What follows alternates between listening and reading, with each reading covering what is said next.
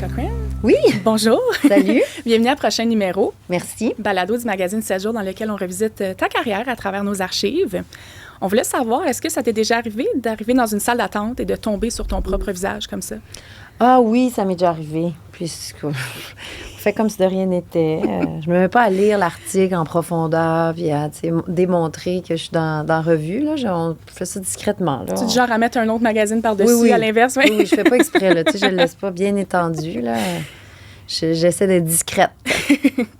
On a été assez étonnés de voir que ta première archive avec nous remontait à 2012, donc quand même tard dans ta carrière, si on peut le dire ainsi. À ce moment-là, le public te connaissait très bien. Dans cette entrevue-là, tu abordais ton passé en tant qu'éducatrice spécialisée dans des centres d'accueil. Ah. On te demandait, s'il te plaît, de prendre le premier magazine, oui, puis de nous lire ce que tu nous avais dit à ce moment-là à propos de ça. Donc, tu suivais la voie de tes parents en faisant ce métier-là. Tu disais la vérité. Oh, mon Dieu! Ah, bien ça, c'est avec un enfant qui n'est pas le mien. OK. C'est ça, je me disais, mon Dieu. Non, 2012, j'avais déjà mes 2 garçons, mais ça, c'est dans un tournage, oui, c'est ça, de tranche de vie. OK. Mais c'était évidemment 2 petites jumelles puis qui alternaient. Oui. Alors, je faisais une mère. Oui. Donc, en 2012, j'avais un enfant de 4 et un de 2. OK. Parce que mes enfants sont nés en 2008 puis en 2010. Fait que 2 ans et 4 ans, puis j'allais tourner, puis ils me mettaient un bébé d'un bras, puis je pliais du linge. Puis, tu sais, je me disais, mon Dieu, c'est quoi ma vie? Tu sais, je m'en vais travailler, mais je fais, en fait, ce que je fais à la maison, mais je le reproduis. Puis on me dit, coupez, puis là, recommence. C'est comme un long... Très intéressant que tu dises ça, parce qu'on a un extrait de toi plus tard qui dit sensiblement la même chose. Donc c'est pas comme je suis cohérente. Bien, vraiment, tu n'es pas de menteuse. Alors, qu'est-ce que je dis? Les projets d'Edith Cochrane. Edith Cochrane incarnera la psychologue. Ah oui, Unité 9. Ça a été très rapide quand même. Là. Oui. L'extrait qu'on te demanderait commence par oui, comme à l'adolescence, je ne savais pas vers quoi me diriger. Donc, tu parlais de ton passé. Là. En fait, tu avais d'abord choisi de suivre la voie de tes parents. Oui, comme à l'adolescence, je ne savais pas vers quoi me diriger et qu'il me fallait décider ce que je ferais dans la vie. C'est vrai. J'ai suivi l'exemple de mes parents. Je me suis dit que je verrais où tout cela me mènerait avec le temps. Oui, c'est ça. Mes parents, mon père était psychoéducateur, ma mère était éducatrice spécialisée. Elle a travaillé dans les écoles. Mon père travaillait en maison d'hébergement. Il a travaillé avec les personnes âgées, les personnes ayant une déficience intellectuelle. Puis là, je me disais, bon... Parce que pour moi, le théâtre, c'était comme une activité parascolaire. Tu sais, je me disais, on dirait que c'est pas sérieux. Là. Je peux pas choisir ça comme job sérieuse. Par toi-même ou un peu, tu sentais tes parents trouvaient que c'était un métier artistique? Des fois, c'est plus... Ah oui, non, pas tant mes parents. Je pense qu'ils auraient été bien ouverts à ça. Mais c'est moi, là, je me disais, ben non, un métier, il faut que ça soit sérieux. Faut que ça soit plate, là, quasiment. Tu sais. Alors que moi, le théâtre, l'impro, je faisais pas beaucoup de théâtre à l'époque. Tu sais, je faisais surtout de l'impro. Mais pour moi, c'était une activité parascolaire. Là, c'était un jeu, là, c'était pas un métier sérieux. Ouais. Puis je pense que aussi, entre nous, je pense que j'ai probablement eu peur de ne pas être prise dans les auditions. Tu sais, il y avait quelque chose... Tout ça était un peu comme non-dit, là. Il y avait quelque chose de non-dit, mais qui faisait en sorte que je me disais, bon, je vais choisir quelque chose que je connais. Je vois mes parents, ils ont l'air heureux, ils sont bien, je vais faire ça. Puis, tu sais, bon, donc j'ai fait un DEC, puis après ça, j'ai fait un bac en enseignement. Donc, c'était encore pas suffisant. Je me disais, bon, je vais essayer d'aller avec quelque chose d'encore plus sérieux. Fait que c'est ça. Donc, en éducation spécialisée, j'ai fait des stages, j'ai travaillé en foyer de groupe, j'ai travaillé en centre d'accueil, j'ai travaillé... Tu as fait ça combien de temps? Bien, tu sais, le DEC, c'est 3 ans, puis la dernière année, il y a beaucoup de stages. Donc, 3 ans. Après ça, j'ai fait toute une année... Bien, après ça, j'ai pris une année sabbatique. Je suis partie en voyage, bon, tout ça. Mais pendant ce temps-là aussi, quand même, avant, j'ai fait des stages. Puis après ça, je suis rentrée à l'université. L'université, 3 ans. Non, 4 ans. C'est un bac de 4 ans. Oui. Donc, 4 ans. Donc, dès la 2e année, tu as des stages un peu aussi. Bon, tout ça. Fait que c'était au secondaire. Fait que j'ai fait beaucoup de stages au secondaire, dont à mon ancienne école secondaire. Dans une école alternative aussi. Tu sais, j'ai exploré bien des affaires. Puis je faisais de la suppléance. Tu sais, je suivais des cours à l'université, mais j'avais des journées de libre. Puis je faisais de la suppléance. C'était comme ça que je gagnais ma vie. Puis c'est ça. Donc, puis j'ai pris une autre année sabbatique après, à la fin de mon bac, puis pour voyager. Puis après ça, ben parallèle, tu sais, pendant ce temps-là... Tu faisais un peu d'impro sur le side, oui. Je faisais beaucoup d'impro. Tu sais, j'ai été, moi, l'improvisatrice qui faisait un bac en enseignement, puis la prof qui faisait de l'impro. Tu sais, j'étais comme... Jamais tout à fait à un endroit complètement. J'étais un peu entre deux chaises, puis j'haïssais pas ça. Puis encore à ce jour, tu sais, on me dit, mais t'es-tu humoriste? Ben non, pas vraiment humoriste. Ah, t'es comédienne, ouais. Animatrice, ouais. Puis tu sais, fait que ça me dérange pas, ça, le flou. Je vis bien avec ça, quand même. Fait que, voilà. Donc, j'ai fait ça, puis... Est-ce que t'aimais ça? J'aimais tout. Est-ce que j'aimais ça? Tu veux dire éducation spécialisée? Ouais. J'aimais ça. Je trouvais ça très exigeant. Très exigeant. Oui, j'aimais ça. Après ça, l'enseignement, j'aimais ça aussi, mais il y avait la contrainte de l'horaire fixe, les cloches. Ça, je me disais, hey, je pense que je pourrais pas. Quelque chose de très carré, quelque chose de très rigide. Tu as 50 minutes, mais tu n'as pas 51, puis tu n'as pas 49, tu as 50 minutes. Il y a quelque chose de rigide très là-dedans. Puis, tu vois, là, je fais le parallèle en te parlant, mais c'est ça qui aussi m'a fait peut-être arrêter la LNI puis l'impro. Parce que je me disais, hey, je suis tannée de me faire couper, me faire arrêter. Tu sais, c'est 2 minutes cette impro-là, c'est pas 2 minutes 30, c'est pas 1 minute. C'est 2. Il y a quelque chose dans cette rigidité-là du temps. Ça te convient pas. Plus ou moins. Convient moins. Ouais. Puis je trouvais que le défi était grand, puis je trouvais que la tâche était grande. C'est pour ça que j'ai immensément de respect et d'admiration pour les profs, puis tous ceux qui travaillent en relation d'aide aussi, là. Tu sais, j'ai vu ce que c'était. C'est vraiment une vocation. C'est vraiment une vocation. Puis je trouve que, bon, tu sais, parenthèse, là, mais tu sais, tout ce qu'il y a eu, tu sais, la grève, tout ça, je trouve que les profs, puis tout le personnel de soutien, c'est eux qui devraient avoir des salaires de joueurs de hockey, là. Tu sais, c'est tellement important. Des petits miracles avec peu de choses. Ouais. Vraiment. Alors, voilà. Donc oui, j'ai suivi la voie de mes parents. Puis à quel moment... à quel moment t'as bifurqué, justement? J'ai défroqué. Oui. En fait, j'ai toujours fait de l'impro. C'est ça. Mais à un moment donné, tu t'es dit, j'y vais all-in. Puis... Je me suis pas dit vraiment. C'est comme si j'étais à l'université, puis à un moment donné, c'est comme si le bassin de joueurs se rétrécit, tu sais, par la force des choses. Les gens font autre chose, puis à un moment donné, c'est ça. Tu sais, ne reste que ceux qui peuvent aller dans la LNI, où il y a comme une espèce de sélection naturelle qui se fait. Et donc, moi, j'étais dans, ce petit bassin qui est rendu à 23 ans, qui fait encore de l'impro 3 fois par semaine. Étonnant. Puis, j'ai été repêchée dans la LNI. Mais j'étais encore prof à ce moment-là. Tu sais, j'étudiais à l'université, puis je faisais de la suppléance, puis ça, ce qui fait que il y avait des jeunes qui m'avaient vu à la LNI le soir, puis qui me voyaient enseigner. Je me rappelle d'une, à un moment donné. Ah ouais? Madame, oui. Oui. Êtes-vous humoriste? Tu sais, ben non, quoi? Tu me trouves drôle. Fait que là, il y a eu ce moment où les deux, se croisaient un peu. ont comme coïncidé, ont comme marché main dans la main.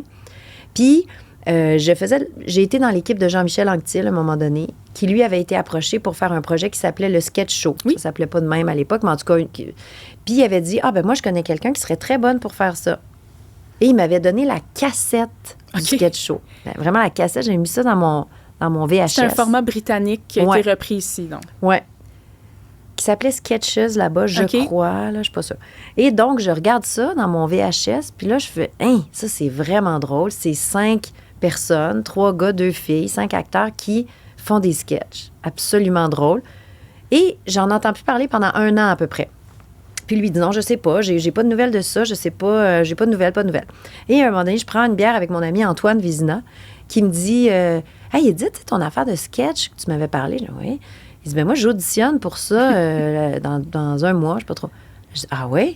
Alors j'appelle mon agent de l'époque, puis je dis bon, là, probablement que tu sais pas de quoi je te parle en ce moment, mais moi, je pense qu'il faudrait que j'auditionne pour ça, là, cette affaire-là. Et donc, puis moi, j'auditionnais pas, là. J'avais un agent juste parce que j'étais dans la LNI, puis que, bon, j'allais être membre UDA, puis que, bon, je sais pas trop, c'était un peu une formalité. Ouais. Puis c'était un peu la première fois que je disais « Salut! » tu sais, il y a quelque chose que j'aimerais faire. Quelque chose, ouais. Oui, j'existe, puis, tu sais, bon. Fait que ça avait été un peu compliqué quand même. Il avait fallu qu'il vende sa salade, parce que moi, il y avait personne qui... Une inconnue, Edith, Coche, que c'est ça. Tu sais, il auditionnait des gens connus quand même. Ouais. Et donc, j'ai auditionné. Puis moi, j'ai appris ça comme un examen d'histoire, là. Tu sais, j'ai appris ça, moi... À la virgule près. Vraiment. Puis je regardais la cassette, puis je faisais comme la fille. Puis... Et donc, je l'ai eu. Puis Jean-Michel n'était pas dans le projet, ni Antoine Vézina, d'ailleurs. C'est vrai. Qui sont les deux personnes grâce à qui, je veux dire, je me suis retrouvée là, ou en tout cas, j'ai eu connaissance de l'existence de ce projet-là. Et voilà. Donc, j'ai fait ça. Ça a été vraiment mon premier contrat. J'avais fait une petite pub. Mais tu sais, c'était pas ça que je voulais faire dans la vie. Puis je m'étais dit, tiens, ça, je le ferais. Tu sais, une grosse affaire. Je savais pas trop comment ça marchait. Je savais pas qu'on pouvait pas tant choisir ce qu'on voulait faire. Mais j'étais comme, ça, je ferais ça. Ouais. Alors, j'ai fait ça pendant 3 ans. Et ça a été ma porte d'entrée. Puis après ça, ça n'a jamais arrêté. Mais moi, à un moment donné, quand j'ai su que j'ai eu ce contrat-là, je me suis dit, bon, je vais appeler à la commission scolaire pour dire, enlevez-moi de la liste des suppléants pour 1 année. OK. Et je vous reviens quand... Et donc, je leur suis jamais revenue. Ils sont encore en attente. Quand ils t'ont vu à la télévision, ils ont compris probablement. Je sais pas s'ils ont fait le lien, mais en tout cas, je sais pas s'il y a un petit sticker à côté de mon nom. Ton nom est toujours là, si jamais. En attente. À voir, on sait jamais. Oui. Dans cette même entrevue-là, tu parlais aussi de ton rôle dans Unité 9. Oui. Ton rôle de psychologue. Tu mentionnais que, justement, ton expérience en centre d'accueil t'avait été utile. De quelle façon? C'est un rôle vraiment furtif dans Unité 9. Ça devait être bien, bien long, cette affaire-là. Puis je pense qu'ils ont trouvé que c'était une moins bonne idée qu'ils pensaient. Très difficile à jouer, ça. Quelqu'un qui voit, mais pas tant. Tu sais, c'était pas aveugle complètement.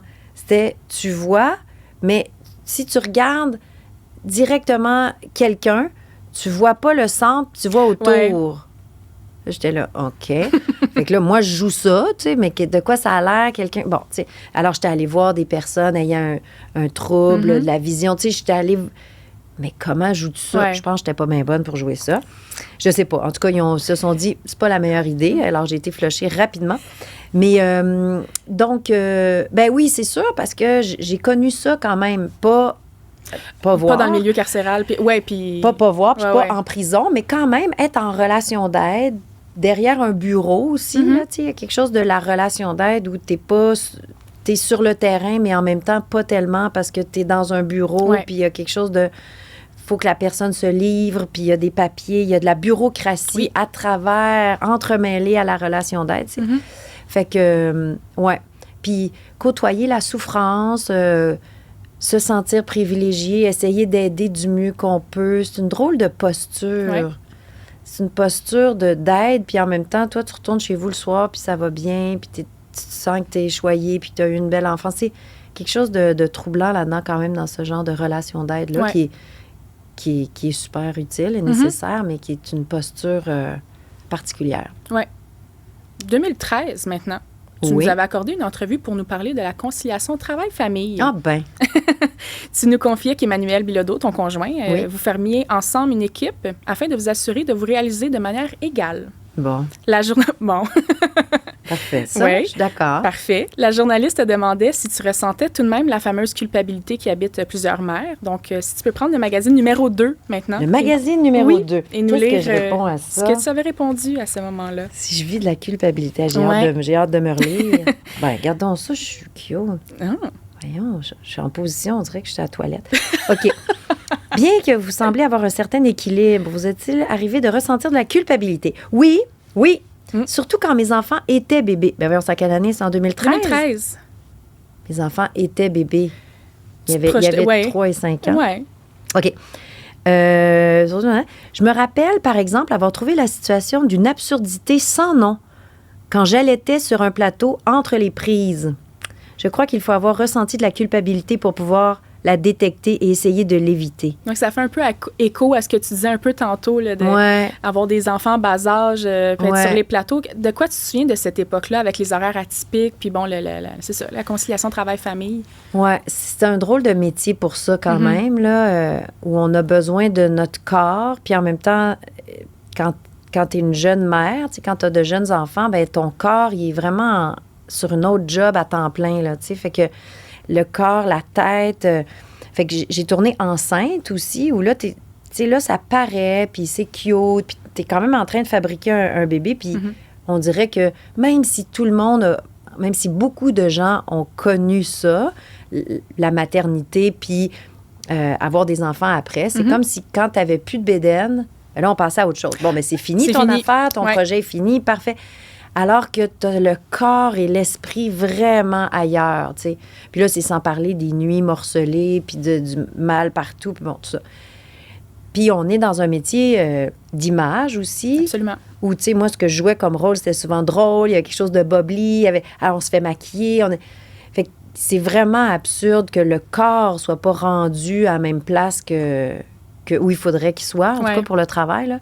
Alors, ça, d'une part. Puis d'autre part, mais dans ces moments-là, je tournais Tranche de vie où j'allaitais pour vrai, mais j'avais de jeunes bébés dans la tantôt, série. oui. C'est ça. Ce qui fait que c'est encore plus bizarre. Tu te dis, là, je suis en train de faire semblant de m'occuper d'un enfant que je connais pas, alors que mes enfants sont en train de se faire garder. Tu sais, fait que c'est sûr qu'il y a de la culpabilité parce que tout ton être crie que tu devrais être avec tes enfants. Puis, tu sais, je dis ça, puis mon chum le vivait aussi quand même, là, tu sais. Oui, il y a la mère qui vit ça, mais le père aussi, en tout cas, dans certains cas, qui sent qu'il devrait être là. Tu sais, il y a quelque chose d'étrange dans aller porter tes enfants à quelqu'un avec plein d'autres enfants, puis toi, tu t'en vas... surtout quand tu t'en vas faire semblant de t'occuper d'autres enfants. Avec d'autres enfants, c'est encore plus absurde. Mais c'est ça. Fait que oui, de la culpabilité, puis en même temps, je me disais, tu sais, je pense que c'est correct de montrer à ses enfants qu'on est bien au travail. Qu'on s'épanouit. Oui, qu'eux, ils peuvent être bien avec d'autres aussi. Tu sais, le fameux adage que ça prend un village pour élever un enfant. Tu sais, mes parents m'ont beaucoup aidé quand même. Là, tu sais, souvent, mes parents étaient là. J'ai beaucoup eu ma mère sur les plateaux pour allaiter parce que c'est pas ma mère qui allaitait. Non, oui, moi qui allaitais. On comprenait bien, mais oui. Mais parce que, bon, j'ai eu 2 grands garçons. Tu sais, j'ai eu 2 garçons en premier, mais après ça, j'ai eu une fille aussi. Fait que quand j'avais 40 ans, j'ai comme répété ça. Tu sais, à 40 ans, sur les plateaux de tournage avec mon bébé en train d'allaiter, je me disais, voyons, on dirait que c'est sans fin. Oui, la boucle infinie. Mais c'est ça. Donc, j'ai eu vraiment de l'aide. Mais oui, j'ai vécu de la culpabilité. C'est certain. Puis les soirs aussi. Ça, c'est bizarre. C'est que des fois, notre métier nous demande de travailler le soir. Oui. Puis le soir, on dirait que ça se peut pas pour un enfant de voir partir sa mère. Il y a quelque chose de... Dans la soirée, dans le... Je donne le bain, je raconte l'histoire, je te couche. Ouais, tout ça, cette espèce de routine apaisante du soir. Si toi, t'es là en train de te maquiller, de partir, OK, bye, je m'en vais, tu sais. C'est un peu... C'est déréglant un peu pour eux. Ouais. Mais bon, ça va bien. Oui, ils vont bien, parfait. Ils sont pas trop traumatisés de ça. Non, pas trop, juste un peu. Dans cette même entrevue-là, tu remarquais que depuis que tu avais eu des enfants toi-même, tu avais joué plusieurs rôles de maman, dont dans le film Aurélie Laflamme. Oui. Et que cela avait quand même teinté ton jeu. Donc, on voulait savoir, avais-tu une anecdote particulière sur ce plateau-là? Parce que tu nommais Aurélie Laflamme, là... Ben c'est drôle parce que tu sais, mes enfants étaient beaucoup plus petits. Ouais. Aurélie Laflamme jouait la mère d'une ado, alors que mes enfants, ils étaient vraiment petits. Il y avait ça, là, 5 ans à peu près. Mm-hmm. Mais j'ai vraiment développé une grande j'allais dire amitié, mais c'est pas juste ça. C'est vraiment une relation maternante envers Marianne Verville. Et mon Dieu. Aurélie. Ça s'en venait, Marianne Verville. Mais je suis là pour ça. Voilà. Donc, une relation vraiment affectueuse puis vraiment maternante avec elle. D'une part, bon, je jouais sa mère, donc on avait des scènes, tu sais, en pyjama, dans le livre, tout ça. Mais aussi parce que c'était la première fois qu'elle faisait ça. Fait que là, je me sentais comme le devoir, mais aussi le plaisir de l'accompagner là-dedans puis de l'introduire en douceur dans ce milieu-là. Tu sais, moi, j'ai pas eu ça. J'ai pas commencé enfant, mais je me dis, hey, quand même, c'est quelque chose. Tu sais, tu avais quand même cette conscience-là pour elle. Oui, vraiment. Fait que il y a vraiment un lien qui s'est tissé. Puis, oui, je trouvais ça drôle parce que je trouvais ça drôle de me projeter dans la vie d'une mère d'adolescente alors que j'avais 2 petits gars. Tu sais, c'était comme ça. Ça marchait pas vraiment dans mon quotidien. Mais j'ai vraiment aimé ça. Puis à un moment donné, je me rappelle, il y a une scène où Christian Laurence, le réalisateur, il me dit à l'oreille, fais-la rire pour vrai. Parce que c'est une scène où on voit juste les images, puis on est en train de manger, puis c'est comme pour montrer que la relation entre la mère et la fille va mieux, tranquillement, s'améliore, puis il veut montrer plein de petits flashs, puis à un moment donné, on est en train de manger, puis c'est ça, il me dit, fais-la rire pour vrai. Fait que là, moi, c'était vraiment du bonbon. On n'entend pas, je me rappelle pas ce que je disais, mais je la fais rire elle rit pour vrai, tu sais. Fait que ça, je trouvais ça. Tu vois que c'est authentique à l'écran. Oui, c'est ça. Je le vois dans le film, je me dis, ça, c'est cute. Mais tu disais, c'est intéressant, tu disais que là, tu jouais la mère d'une ado alors que toi, tu avais 2 jeunes garçons à la maison. Mais tu étais quand même belle-mère d'une ado à ce moment-là. Oui, t'as raison. Est-ce que tu trouvais cool de jouer là-dedans ou pas pantoute? Oui, quand même. Mais tu sais, moi, j'ai jamais, avec ma fille, je l'appelle ma fille. Oui, bon, c'est ma belle-fille, mais je trouve ça étrange, Ouais. les belles puis les demi. Là, c'est comme pas une demi-fille, là. Moi, c'est comme une fille. Ouais. Mais puis même avec mes enfants, tu sais, on n'a jamais... c'est pas qu'on leur a caché, mais on disait pas, regarde, je joue là-dedans. Ouais. Tu sais, fait que il y avait quelque chose de, je m'en vais travailler, je fais telle affaire. Puis après ça, oui, bien sûr, elle le sait, puis elle s'en rend compte, mais ils ont un drôle de rapport avec la télé, les enfants d'acteurs. En tout cas, tu sais, chez nous, on regarde pas tant la télé, puis il y a pas... Puis ils ont vraiment une autre posture que n'importe quel autre enfant qui dit « Ah, c'est ta mère qui joue là-dedans. Ouais. Tu sais, pour eux, quelque chose de bien, bien normal. Oui, c'est le travail. maman va tu sais. travailler. C'est puis- ça. Mais j'avoue que Aurélie Laflamme, tu sais, elle les avait vraiment c'est joués. ça. Oui, c'était quelque chose à l'époque. Elle les avait lus, tu sais, Ouais. puis c'est plus par rapport à Marianne que par rapport à moi. Oui, c'est Tu sais, elle c'était- qu'elle trouvait cool. Mais c'était plus, ouais, c'est ça. Elle voulait plus rencontrer Marianne que moi me trouver cool de jouer là-dedans. Tu sais, il y a quelque chose. Tu sais, je pense que nos parents, peu importe ce qu'ils font, on les trouve pas cool. À l'adolescence, Tu sais, c'est très difficile. C'est ça. Faut pas essayer que nos enfants nous trouvent cool, là, Non, c'est peine perdue. ça marchera pas. C'est par après que ça vient. Mhm. Dans cette même entrevue-là, toujours, tu disais vouloir inculquer certaines valeurs à tes enfants, dont le respect, donc quand même de base.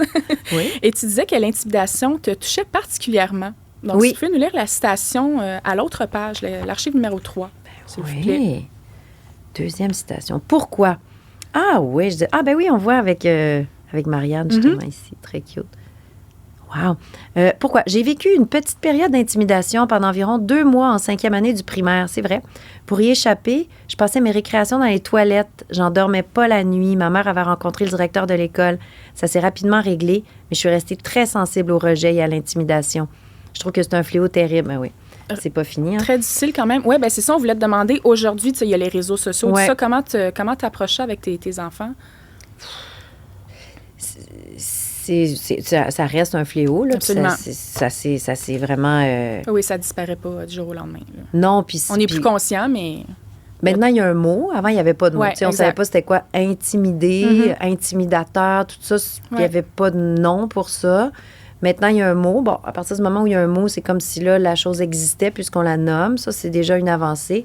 Mais maintenant, tu sais, il n'y avait pas les réseaux sociaux. J'ose pas imaginer. Quand moi, j'ai vécu ça, moi, c'était juste à l'école. Puis là, les gens, là, ils ne pouvaient plus me parler parce que là, j'avais sorti avec un gars. Puis là, j'avais dit non, je veux plus sortir avec toi. Puis là, lui, il était bien fru. Il avait décidé que plus personne ne pouvait me parler. C'était terrible. Effectivement, Ouais. j'étais dans les toilettes pendant les récrés parce que je savais que personne ne jouerait avec moi. Puis bon, C'est dur. c'est dur, mais quand je rentrais chez moi, À 4 heures, c'est fini. c'était fini. Ouais. Tu sais, je veux dire, j'y pensais. Oui, oui, puis oui. j'étais habitée par Mais tu ça. recevais rien d'autre. C'est ça. Ouais. Il y avait rien qui rentrait chez nous. Puis, tu sais, là, maintenant, c'est décuplé, là, tu sais, les effets dévastateurs. Ouais. Tu sais. Puis je me dis que les parents ont encore moins de moyens. Tu sais, c'était déjà difficile. Moi, je me rappelle de la conversation que j'ai eue avec ma mère, tu sais, quand elle me disait, mais qu'est-ce qu'il y a, tu sais? Puis je voulais pas y dire parce que j'avais vraiment honte. J'étais vraiment gênée de vivre ça, là, de me faire intimider. J'étais vraiment gênée. Je pouvais pas croire que ça m'arrivait à Ouais. moi. Puis je voulais pas y faire de la peine. Je voulais Tu pas veux pas qu'elle les voie inquiéter. c'est ça. Je voulais pas qu'elle soit inquiète. Je voulais pas... Bon. Fait que... Donc, je disais pas, mais je me rappelle très bien de cette conversation-là. Puis qu'elle disait, mais est-ce que tu veux que je fasse quelque chose? Puis je disais, non. C'est la pire affaire. Ouais. S'il me voit arriver à l'école avec ma mère, c'est la pire affaire, tu sais. Fait que... Donc, elle n'était pas intervenue jusqu'à ce qu'à un moment donné, elle avait parlé au directeur qui, lui... Bon, il y avait eu une intervention. On était en 5e année, tu sais. Fait que la direction a encore du pouvoir Ouais. sur nous, ou en tout cas, une ascendance, ou tu sais, Une on avait autorité, peur, une ouais. autorité, on avait peur de la direction, tu sais. Mhm. Mais j'ose pas imaginer quand ça arrive à des jeunes qui sont au secondaire 4, puis que chez eux, puis partout, puis que c'est pas juste 3 enfants qui rient de toi, c'est 300, puis Ouais. 3000. Je veux dire, c'est... En tout cas, fait que oui, je suis très, très, très sensible à ça, puis je me sens d'une immense impuissance par rapport à ça. Je trouve ça... Puis ça, c'est le côté où tu sais, je m'indigne, puis j'ai peur, puis je suis outrée, mais d'un autre côté, je pense que les gens, en tout cas, une bonne partie de la population est de plus en plus consciente, puis il y Absolument. a beaucoup plus d'ouverture, puis on est plus ouvert à la diversité, à la différence, à la neurodivergence, tout ça, ça. Ça a tous des mots maintenant, ça a tous des noms. Puis on est... Je pense que les enfants, en tout cas, sont plus ouverts. Ils ont plus ouais. de moyens pour intimider, mais ils ont plus de moyens pour savoir ce qu'ils sont en train de faire, Ouais. c'est pas bon. Puis les amis aussi peuvent intervenir en mode ça se Oui. fait pas ou il y a Oui, un peu de c'est ça ça. aussi. Ouais. Fait que Mais oui, peu importe. Puis, tu sais, ça arrive encore à l'âge adulte. Là. Tu sais, je disais ça, les pompiers. Voyons, je suis bien découragée de ça. Que des adultes... Ben, je veux dire, il y a un président des États-Unis qui est un grand boulier. Tu sais, je veux dire, c'est l'intimidation, là. C'est le pouvoir de l'intimidation. Oui, pour la personne qui a le poste le plus important au monde. Je trouve ça petit, je trouve ça minable, je trouve ça dommage. Terrible. Ouais. On t'amène complètement ailleurs. Oui, merci. Là. Sortez-moi de là. Je te sors de là sans problème. 2014 maintenant. Oui. Tu faisais la couverture du magazine pour la première fois. Ben voyons. En compagnie de ton conjoint, Emmanuel Bilodeau. Vous collaboriez à ce moment-là professionnellement. Tu faisais la mise en scène de son spectacle, le One Man Show. Voyons, on est donc bien beau. Ben oui. Complices dans la vie et au travail. Leur rencontre, leur famille, leur projet de couple. Ouais, ça, je pense qu'il a dû me convaincre de ça. Là. C'est moins ton genre? C'est moins mon genre. Ça, j'avoue, tout ça, c'est moi. Ben, maintenant, avec le recul, je me trouve cute, mais c'est pas mon genre. Leur rencontre. Mais lui, ça ne dérange pas. Il est plus ouvert. Ouais. Lui, il est comme, ça ne dérange pas. Il dit, oui, mais on n'a rien à cacher. Ouais, mais bon.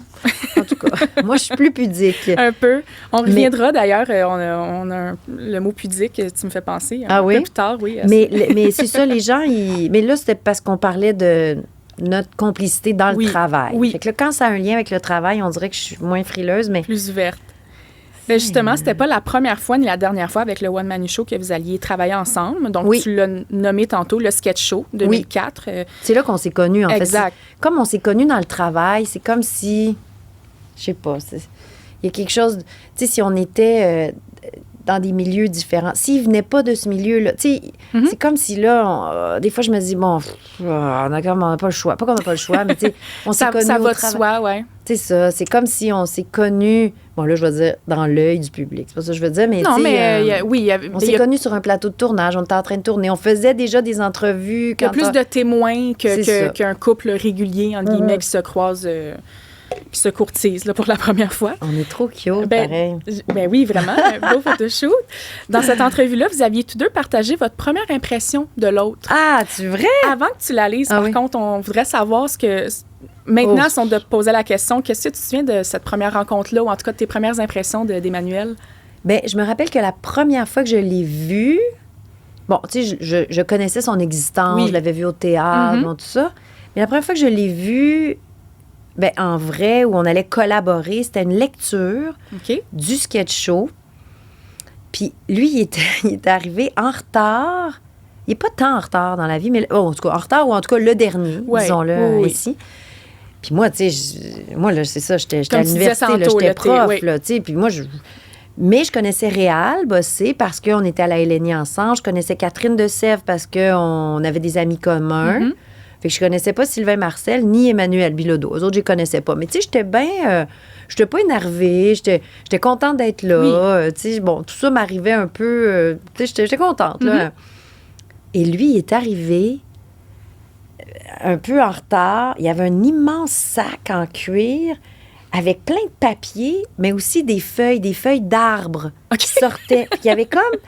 des feuilles, des branches, qui étaient pognées sur son sac. Puis il était tout couetté, il était cute. « Hey, salut! » Il y avait plein d'énergie. Puis moi, je m'étais dit, mais il est donc bien charmant. Puis il ressemble à rien. C'est comme, tout ça, c'est unique. Là. Moi, j'ai jamais vu ça, là, un gars de même. Puis là, d'emblée, je l'avais trouvé extrêmement sympathique. Puis là, à un moment donné, pendant la rencontre, on avait lu tout ça. Puis là, j'avais enlevé des feuilles, des feuilles d'arbres là, sur son sac. J'ai dit, c'est quoi, qu'est-ce que tu fais avec ça? Il dit, c'est parce que j'ai un jardin anglais à côté de... Puis il faut que je passe par là. Lui, il avait dit jardin anglais. Mais c'est maintenant la maison qu'on habite depuis 20 ans. Puis je peux te confirmer que, tu sais, un jardin anglais, c'est vraiment beau. C'est beaucoup d'entretien. Un jardin anglais, c'est magnifique. Là, moi, j'étais là, wow, il y a un jardin anglais dans sa cour. Pour moi, c'était comme le rêve. Mais en fait... C'était vraiment juste en friche. C'était juste comme une cour abandonnée. Tout en friche. Ce qui fait qu'il fallait qu'il passe là-dedans, sur le côté pour sortir de sa maison, tu sais. Fait que là, il m'avait dit qu'il y avait un jardin anglais. Tu avais vendu du rêve, là. Encore à ce jour, je suis déçue. Mais c'est ça. Donc, je l'avais trouvé drôle, sympathique. Tout de suite, on avait ri.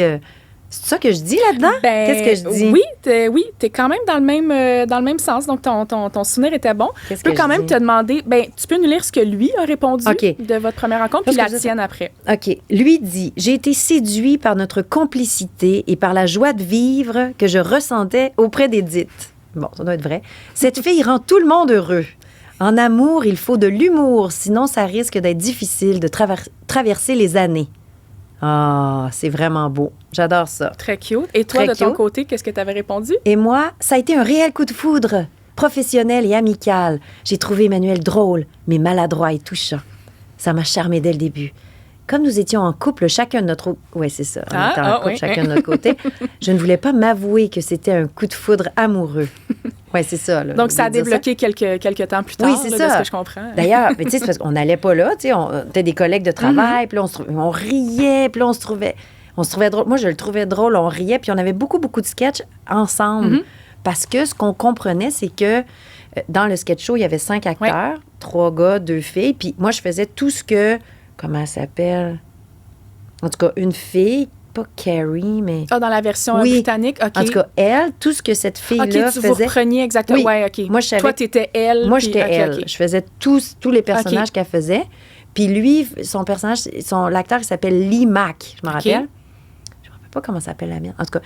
Puis, donc, eux autres, ils devaient être des amis dans la vie. C'est ce qu'on s'est dit. Parce qu'il y avait beaucoup de sketchs ensemble. Puis ils faisaient souvent des... Fait que les gros sketchs, on les faisait ensemble.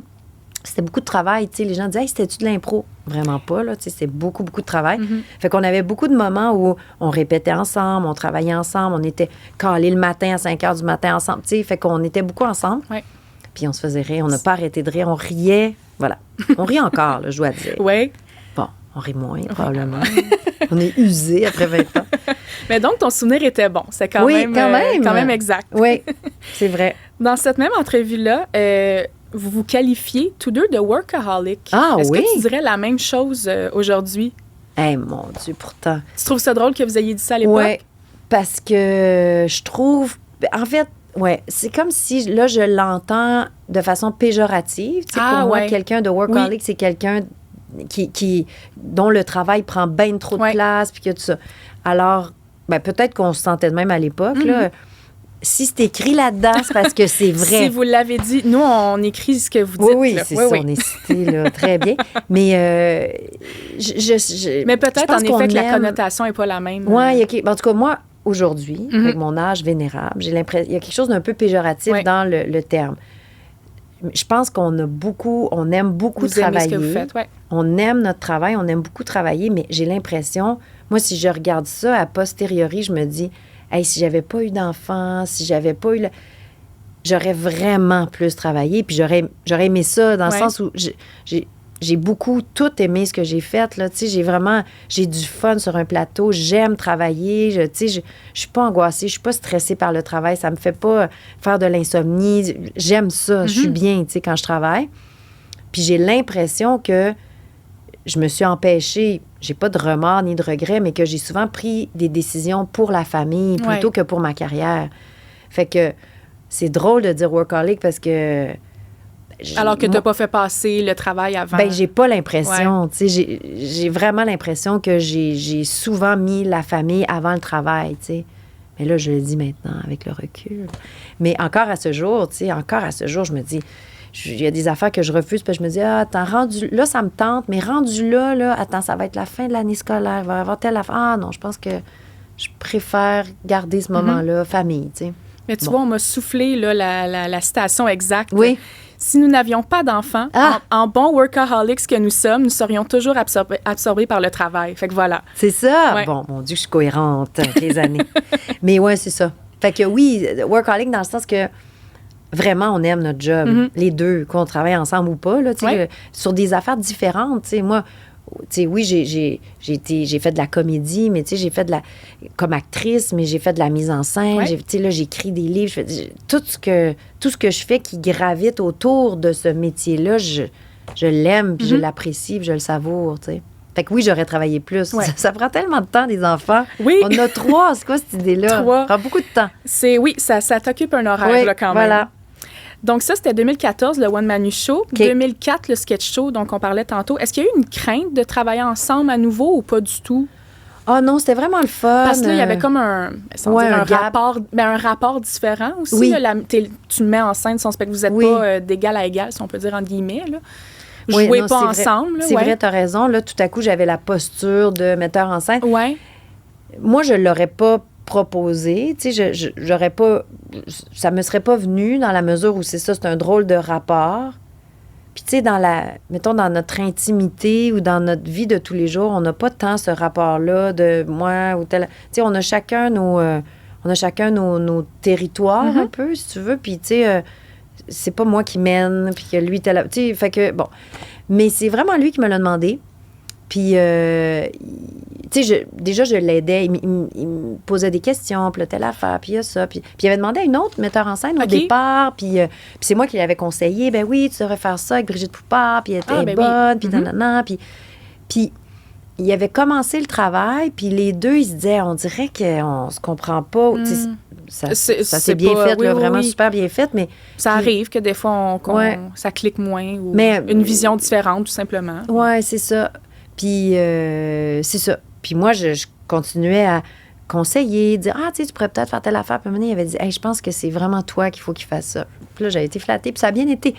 Ça a bien été dans la mesure où, comme je le connais bien, j'ai pas essayé de le transformer en quelque chose que je voulais qu'il soit. Ouais. Tu sais, je pense que c'est la clé aussi. Là, je veux dire, depuis 20 ans, je me dis « Voici ce qu'il est et voici ce que je suis. Si ça fait pas ton affaire, essaye pas de me transformer, tu sais. Puis essayons pas, cheminons ensemble, mais essayons pas de se faire devenir quelque chose qu'on n'est pas, tu sais. Fait que sur scène, c'était ça aussi, là, tu sais. J'ai essayé de faire sortir le meilleur de lui, mais en le dénaturant pas, bien sûr. Puis est-ce qu'il y a eu une crainte à un certain moment d'être toujours associés l'un à l'autre, même si, bon, c'était pas... c'est là que vos noms étaient sur la même affiche, là, mais est-ce qu'il y a eu ça, cette chose-là à laquelle vous avez pensé ou pas du tout? Ben oui. Puis, tu sais, je pense qu'il y a un moment où c'était plus une crainte, où moi, je me disais, c'est qu'au début, moi, j'avais pas vraiment de carrière, puis lui, il en avait une. Puis là, je me disais, ça me tente pas d'arriver puis d'être la blonde. J'ai-tu l'air d'être celle qui... Tu sais, puis ou d'être traînée dans un projet parce que c'est la blonde de... Puis, mais tu sais, je pense que rapidement, on s'est comme affirmé chacun de notre bord. Moi, j'ai pas une misère à afficher ma couleur à moi, puis tu sais... Fait que, oui, à un moment donné, ça a été une crainte. Puis même encore à ce jour, des fois, on nous dit « Hey, voulez-vous venir faire ça à deux? » Puis venir faire ça à deux. Puis, tu sais, mais d'un commun accord, on se dit, tu sais, on a quand même notre unité. Là, on a quand même notre couleur à nous. Fait que, aussi, des fois, c'est de le dire, tu sais, c'est pas qu'on n'aime pas ça, mais on aime ça être, tu sais... être un être humain à part entière. Oui, chacun est sa propre personne. Mais c'est une belle marque de... Tu sais, ça prouve votre chimie, votre... Tu sais, ça se veut... Ça vient d'une bonne place, mais c'est le fun aussi d'être, sa propre personne. Puis on aime ça, là. On travaille ensemble, puis c'est le fun. On est beaucoup ensemble, mais moi, je me dis, de l'extérieur... Ça me gosserait de voir tout le temps, bon, eux autres encore, ces deux-là, tout le temps. Tu sais, il y a quelque chose de comme revenez-en, là. Tu sais, alors que ça vient pas de nous. Tu sais, nous, on n'a jamais appelé. Pouvez-vous nous prendre tous les deux? Hey, on aimerait ça travailler ensemble. C'est pas ça, mais c'est comme ça. Fait que, bon, voilà. Mais des fois, il faut dire, bon, ben on est capable de faire des choses tout seul. Absolument. Ouais. Mais là, la prochaine archive, c'est donc un autre projet sur lequel vous êtes ensemble. Encore deux, voyons. En 2021, pendant la pandémie, oui. Ta famille et toi, donc vous aviez décidé de vous confiner à votre chalet. Le cadeau du temps a fait que vous êtes lancé dans des projets en lien avec l'autosuffisance, ce qui a inspiré la série. Est-ce que tu peux nous partager la citation dans le magazine numéro 4, s'il te plaît? Qu'on est cute. Oui, hein? On le voit à l'écran, là. La famille. On est cute, c'est pas de bon sens. Oui. Le pain, là, aussi bien le fait pain partie bien de la photo. Oh, mon Dieu. Hey, c'est beau. Je vais-tu pouvoir les prendre après les revues? Faire des photocopies. On peut faire des photocopies. Ça, nous, ça va dans la voûte, mais on va te photocopier ça. La voûte? La grande voûte, les archives au sous-sol. Tabarouette. J'ai rien de ça. Moi, j'ai pas vu ça. OK. Alors, Édith Emmanuel, comment l'idée de faire un potager est-elle née? Édith de répondre, « Nous avons toujours été conscientisés, préoccupés par les questions environnementales. Lorsque la pandémie est arrivée, nous nous sommes retrouvés confinés au chalet en famille. Le plus vieux était au secondaire, le deuxième au primaire et la petite à la garderie. L'école à la maison a fait son temps. Nous avons décidé de jardiner, de faire des semis. Nous avons débuté sur les chapeaux de roue en pensant que nous allions pouvoir faire un potager. Mais notre terrain est en pente et à l'ombre. C'est très vrai. Oui. Nous ne savions pas que ça ne fonctionnerait pas.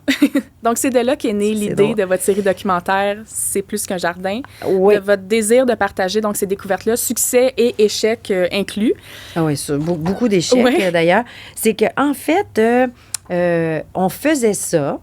Tu sais, on avait les 3 enfants au chalet. Nous autres, on se disait, bon, ça y est, on travaillera plus jamais. Puis bon. Fait que là, on était, c'est ça, au chalet, puis on commençait à faire des semis, bon, ça. Mais on n'avait jamais, ça faisait une bonne dizaine d'années qu'on avait déjà ce chalet-là, mais on n'avait jamais envisagé faire de potager. Okay. Donc, on n'avait jamais posé notre regard sur notre terrain en fonction de faire un potager. Ce qui fait qu'on n'avait jamais remarqué que c'était en pente et à l'ombre. Tu sais, bon, mais là, l'hiver... Combinaison gagnante, là, vraiment. Là, oui. Mais là, l'hiver, quand il y a plein de neige, on se disait, ah, wow, là, OK, on va faire un potager, super. Fait que là, semis, mais là, quand c'est bien poussé, on était là, voyons, il n'y a aucun soleil. En tout cas. Mais donc, pendant qu'on était en train de faire ça, pendant qu'on était en train de faire des semis puis penser à ce qu'on allait faire pousser, on s'est fait contacter par une boîte de prod qui nous a dit, on pense à une émission avec Jean-Martin Fortier, un couple de gens qui passent à la TV, puis un couple de gens qui, dans les faits, vont vraiment tout réussir. Ça, on ne le savait pas, là, mais nous, on était comme les clowns. Et c'est ça. Donc, qui essaient, qui tendent vers l'autosuffisance, tout ça. Fait que ça nous a vraiment interpellés, mais on disait, ben on est vraiment en train de le faire. Ouais. Fait que, bonne idée. Là, eux ne savaient pas, ils vous ont contacté? Non, eux ne savaient pas. Eux, ils ne savaient pas. Ils cherchaient un couple de gens connus. Bon. Mais, tu sais, là, il y a eu une discussion quand même de qu'est-ce qu'on fait avec nos enfants devant la caméra. Bien, quand tu disais pudique tout à l'heure, c'est là qu'on voulait t'amener. On voulait savoir, tu sais, vous avez tout le temps été pudique par rapport, ben bon, à votre vie privée, mais à vos enfants. Donc, qu'est-ce qu'il y a... Ben, c'est comme si... En fait, si on n'avait pas été en pandémie, moi, j'aurais jamais accepté ça. Non? Non. Mais là, la pandémie faisait qu'on était dans une disposition différente. D'abord, on pensait qu'on travaillerait plus, tu sais, comme tout était différent. On dirait que les codes étaient tous différents. On était dans une vie en parallèle de tout. Ouais. Puis on se disait, nos enfants... Bon, tu sais, il y avait ça. Il y avait cette affaire-là de rien ne sera plus jamais pareil. Fait qu'on peut pas se baser sur des convictions qu'on avait avant. On dirait que... Fait que, OK, qu'on fasse un documentaire. Donc, tu sais, moi, là-dessus, j'étais comme fragilisée dans le sens où mes gardes sont tombées. Puis je me disais, bon, oui, je regrette pas, cela dit. Non. Puis, d'autre part, on se disait, faut occuper nos enfants parce que là, on sait plus quoi faire avec. Tu sais, c'était comme... Ça faisait plusieurs mois déjà, puis, tu sais, secondaire 1, 5e année, c'est ça. Garderie, on était en train de littéralement venir fou. Là, on se disait, mais qu'est-ce qu'on peut... Tu sais, un moment donné, l'école à la maison, là, ça avait ses limites, là, on savait plus. Fait qu'on a vu en ça un projet fédérateur. On leur en a parlé, on leur a expliqué, voici, il y a des caméras qui vont... Tu sais, ils venaient pas dans la maison d'abord, c'était la pandémie, il n'y a personne qui rentrait chez personne, mais tu sais... On disait, il va y avoir des caméras, on va faire ce projet-là. On pourrait faire un... Et là, ça les a vraiment allumés. Ils ont eu le goût de faire ça. Ils ont proposé des affaires. Ah oui, moi, je pourrais faire pousser telle affaire. Je pourrais faire ça. Puis on disait, OK, peut-être un four à pain. Ah oui, un four à pain. Tu sais, donc, on a vu que ça les allumait. Mon plus vieux disait, ah, il va y avoir des caméras. Puis oui, puis les micros. Puis ce qui fait que lui s'intéressait au, tu sais, derrière la caméra. Tu sais, il y a eu toute cette affaire-là, puis ma petite, bon, je dis, elle s'en rendra pas trop compte, puis elle va juste faire sa vie. Fait que, il y avait tout ça ensemble qui ont fait en sorte que c'était, j'allais dire la tempête parfaite, c'est pas ça que je veux dire, mais que c'était le contexte idéal pour qu'on accepte que des caméras viennent dans notre cour, au chalet. Puis je regrette pas du tout parce que, d'abord, ça nous a amenés vers de nouveaux horizons, là. Franchement, là, on n'habite plus là parce que ça ne marchait pas, le jardinage. Mais tu sais, on a été là pendant 15 ans, 10-15 ans, ce chalet-là. Puis après ça, on est rendu dans les Laurentides, on a un grand terrain. On fait ça, on jardine vraiment, là, tu sais. Puis on a vraiment un terrain, une grange, tu sais, bon. Puis les enfants, je pense que ça les a vraiment allumés sur une réalité qu'ils ne connaissaient pas. Ils nous ont vus différemment.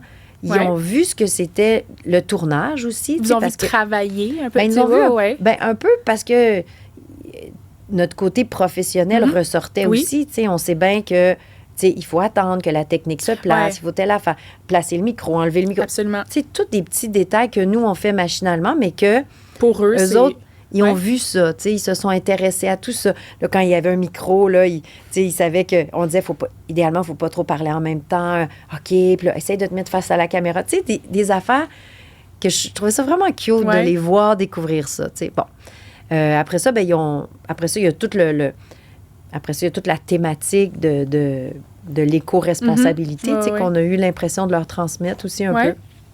Fait que ça a été, somme toute, une très, très belle expérience qui nous a vraiment transformés, pour vrai, individuellement, puis comme famille aussi. Tu sais, on a vraiment... Vous aviez un projet commun. Complètement. Ouais.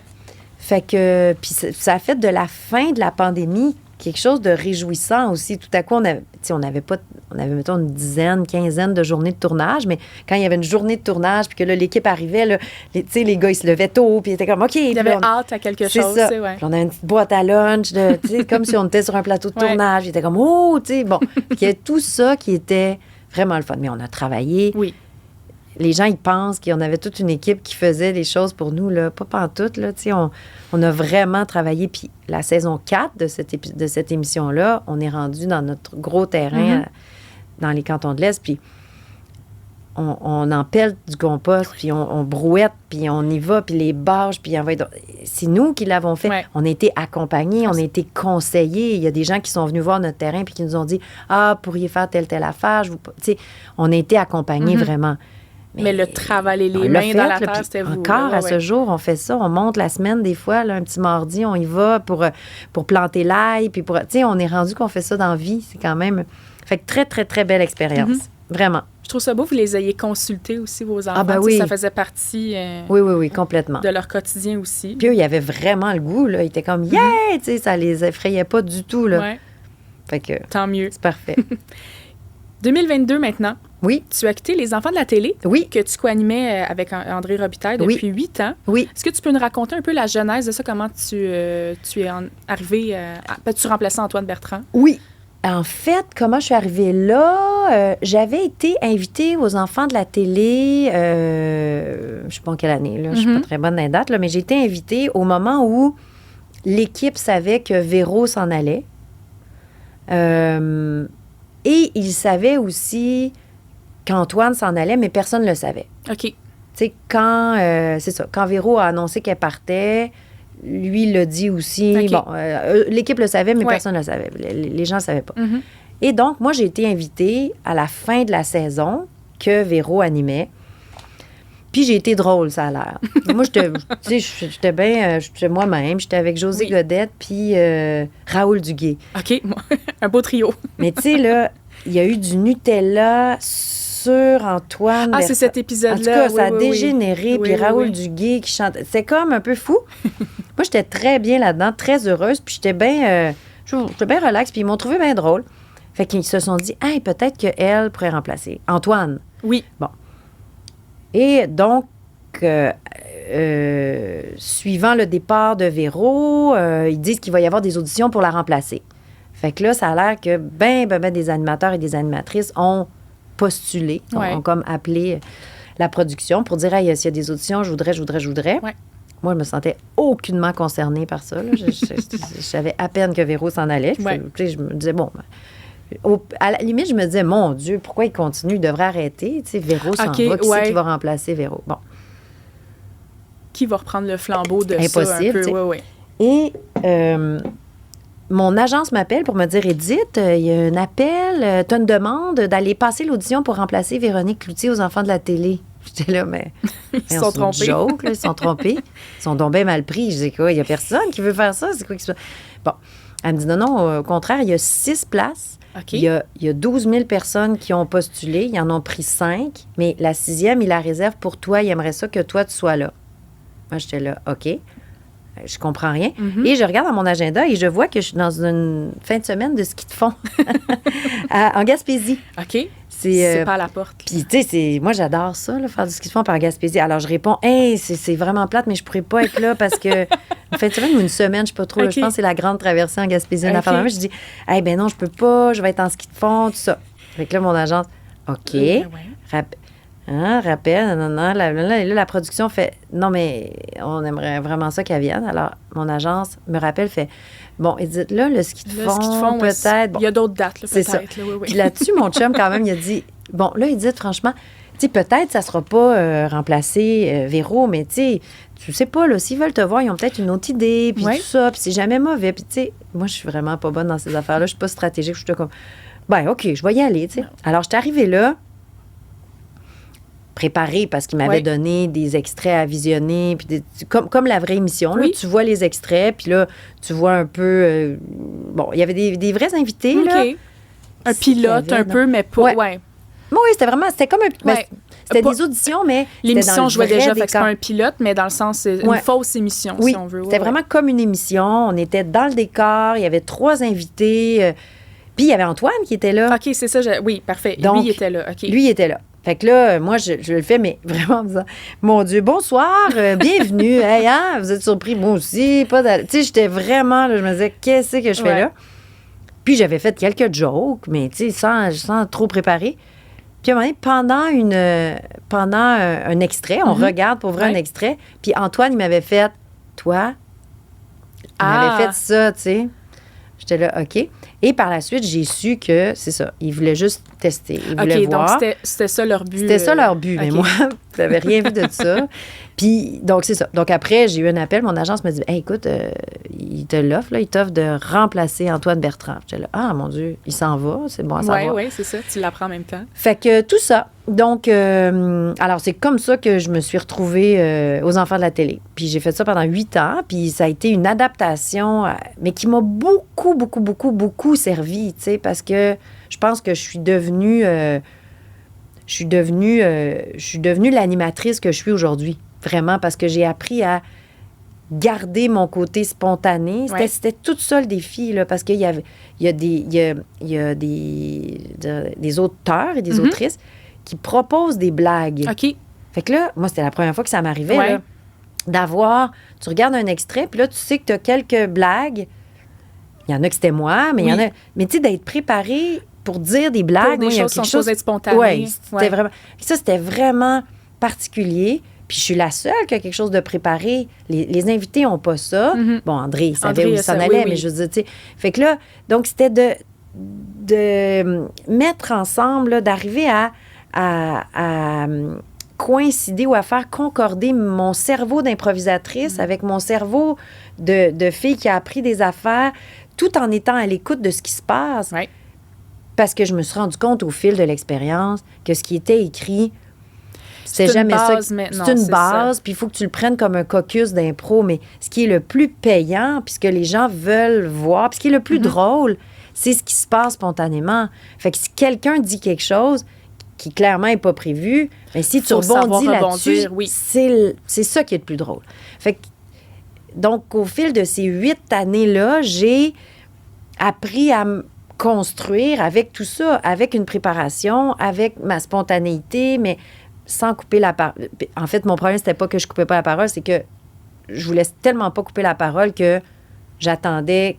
OK, là, je t'intervenais pas. Je voulais... Ou passer. Je me disais, c'est eux qui sont invités. Ouais. Tu sais, c'est leur affaire. Donc, pourquoi moi, je vais être là à, tu sais, leur faire des jokes? Ouais. Parce que ma personnalité, c'est pas d'être très vocale. Devant, ouais. Ouais. Tu sais, dans un souper, ça m'arrive de prendre le crachoir puis de parler, mais je suis pas, tu sais, dans mes classes ou je suis pas celle qui est là, hey, tu sais, ça me fait penser. Tu sais, je suis pas... Fait que je me disais, comment faire pour arriver à prendre sa place sans être quelqu'un d'autre?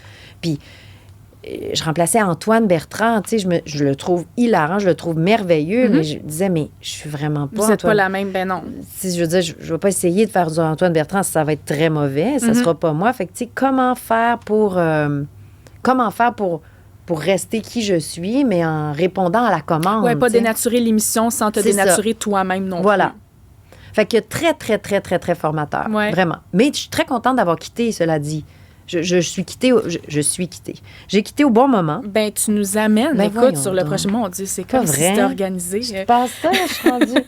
Magazine numéro 5, 2023. Donc, en entrevue, la journaliste avec qui tu avais parlé avait souligné que souvent, dans ce métier-là, il est plus commun de se faire demander de quitter un emploi plutôt que de choisir nous-mêmes de quitter. Donc, si tu peux nous lire ce que tu lui avais répondu. C'est vrai. Dans mon fort intérieur, je me disais que je pouvais faire plein d'autres choses. Je sentais que ça allait se passer. C'était le bon timing. J'ai fait plein d'affaires depuis que j'ai quitté Les Enfants de la télé. J'ai écrit 2 livres jeunesse. Je fais de la mise en scène. J'arbitre à la LNI. Ça prend divers chemins et c'est ce que je voulais. Je fais beaucoup de choses parce que j'ai fait de la place. Mais je pense aussi que lorsqu'on est cantonné dans une image, les gens croient qu'on ne fait que ça. En brisant cette chaîne-là, tout à coup, on fait un saut dans le vide. Mais il y a plein d'opportunités qui se présentent, vraiment. Quand est-ce que j'ai dit ça, moi? Quelle année? C'était donc 2023. Donc, un an après ton départ des Enfants de la télé. Mais c'est tout à fait ça. Puis, mon Dieu, la question qui est revenue, tu quittes pourquoi? Tu t'en vas vers quoi? Est-ce qu'on peut le savoir, ton projet secret? Il n'avait pas de projet secret, là, puis je le disais. Je m'en vais parce que je sens que c'est le moment de m'en aller. Je sens que j'ai fait le tour. Je sens que, ça va, là. Puis...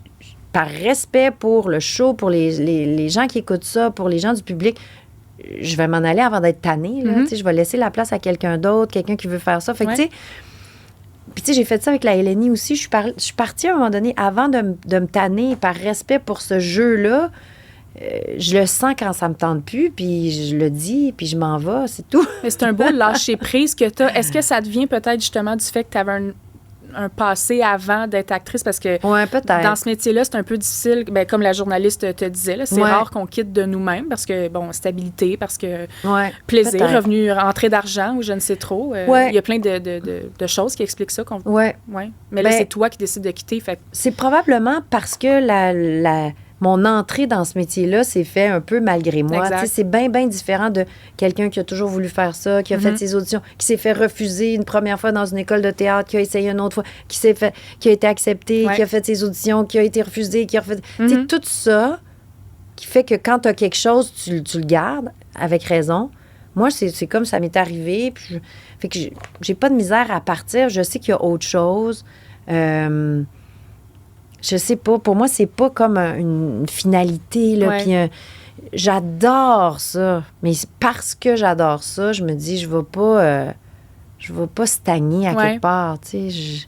Puis par respect pour des gens qui... Moi, quand je suis rentrée dans LNI, là, je capotais de rentrer dans LNI, mais c'est parce que quelqu'un est parti ou parce qu'il y a eu telle affaire que j'ai pu entrer dans la LNI. Il faut qu'il y ait un roulement, c'est naturel. Complètement. Fait que je me dis, c'est parfait là, que ça brasse. Je suis la première à dire, hey, je suis tannée de voir tout le temps les mêmes faces, c'est tout le temps les mêmes faces, c'est tout le temps les mêmes faces. Ben, va-t'en quand c'est tout le temps ta même face. Là, toi, fais d'autres choses. Tu le sens à un moment donné. Oui, c'est ça. Puis j'ai confiance. Tu sais, comme je disais, là, mon nom est encore sur la liste des suppléants à CSDM, fait que je ferai ça, là. Mais tu sais, j'ai confiance, puis c'est vrai que quand, à un moment donné, on est toujours à la même place, les gens, ils nous voient juste là-dedans, fait que là, c'est comme de... Oui, bien, tu utilisais le mot cantonné, c'est quand même, c'est ça, quelque chose de plus restrictif, d'être associé à ça. Oui, puis c'est vrai que j'ai fait plein d'autres choses, puis à ce moment-là, je savais pas que... Ah ben oui, les temps fous, c'est ça. Donc, j'ai fait aussi les temps fous. J'anime un show toute seule. Tu sais, il y a quelque chose de... On se renouvelle, ça va, la vie est vaste. Là, je ferai d'autres choses. Tu sais, je veux dire, c'est ça. Je sens cette liberté-là. Je trouve qu'il faut savoir s'arrêter. Comme là, j'ai écrit des livres jeunesse.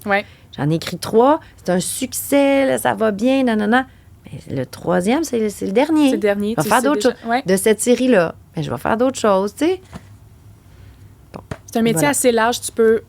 jouer un peu dans plusieurs tales, puis C'est un extraordinaire luxe. Je suis tout à fait consciente que c'est un luxe de pouvoir partir, peu importe d'où.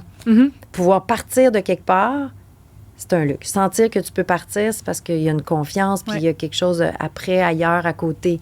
C'est vraiment un luxe. Je le chéris. Tu as mentionné les livres. Il y a aussi la 3e saison des Temps fous qui joue en ce moment à Télé-Québec. Qu'est-ce qui t'attend pour les prochains mois? Hey, c'est une bonne question.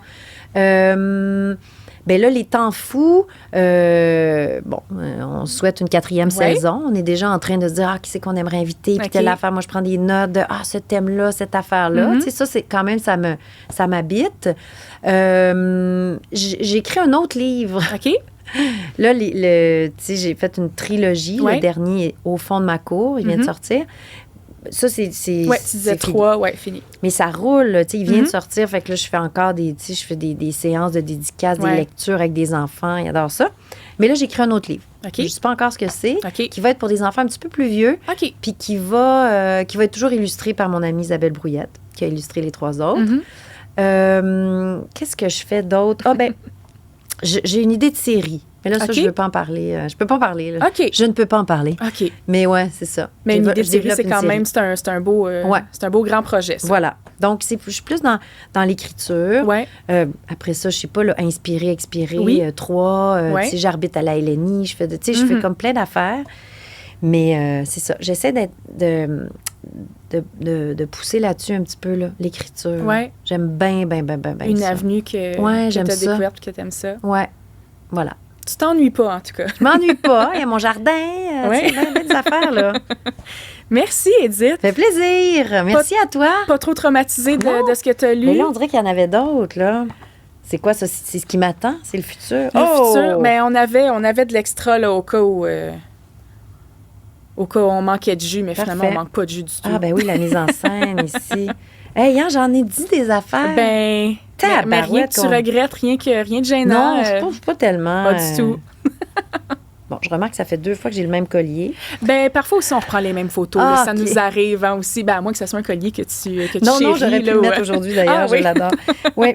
Bon, mais c'est super. Merci beaucoup. Merci à toi. Tout ça, toutes ces pages. Oui, puis on te fera des photocopies, là. Ah, j'aimerais ça. Mais c'est vrai que c'est plate que vous les ayez pas, à moins que tu l'aies acheté à l'épicerie la journée où c'est sorti, mais sinon... J'achète, je sais pas quand... Peut-être ma mère les a. À voir.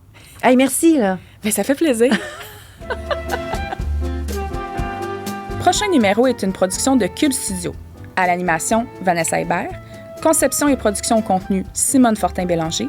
À la recherche, Nancy Gagné. Montage additionnel et habillage sonore, Frédéric Poirier. Merci d'avoir été à l'écoute et on se dit à très bientôt pour un prochain épisode.